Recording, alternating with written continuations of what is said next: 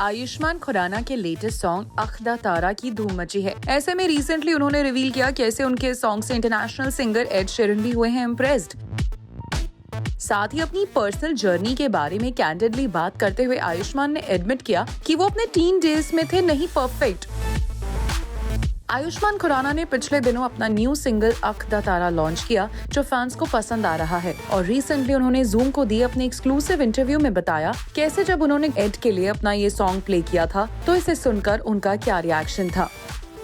दरअसल Ed Sheeran अपने tour के लिए इंडिया आए हुए थे और इसी दौरान वो कई बॉलीवुड सेलिब्रिटीज के साथ हार्टी मोमेंट्स शेयर करते हुए नजर आए, जिसमें आयुष्मान भी शामिल थे, जिसकी पिक्चर एक्टर सिंगर ने अपने सोशल मीडिया पर भी दिखाई। और अब ब्रिटिश पॉप स्टार के साथ अपनी मुलाकात को लेकर आयुष्मान ओपन अप हुए हैं and he revealed that Ed personally sang some of his yet unreleased songs for him. Ed is a very simple, down-to-earth and very driven, focused at the same time as an artist, and whatever he's achieved in these number of years is phenomenal.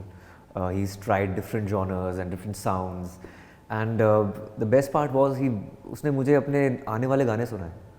So that was very interesting. And I also played Akhda Tara for him, so he was like excited that this sound is pretty new for India, and the synth wave has come, but since it's like a very aggressive synth wave sound, so it's pretty new. Well Ayushmann Khurrana भले ही एक versatile actor और शानदार singer हैं, लेकिन interview में वो अपनी खामियां गिनाते नजर आए। उन्होंने being a red flag person से लेकर ग्रीन फ्लैग की क्वालिटीज एम्ब्रेस करने की अपनी ट्रांसफॉर्मेशन जर्नी पर बात की। I think it was very unique because nobody's born a green flag.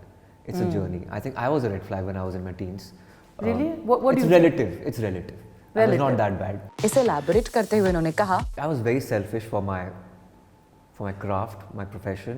मुझे और कुछ नजर ही नहीं आता था अपने अलावा. I was so selfish and self-absorbed in my 20s. I think by the time I hit my 30s, like I was a complete green flag.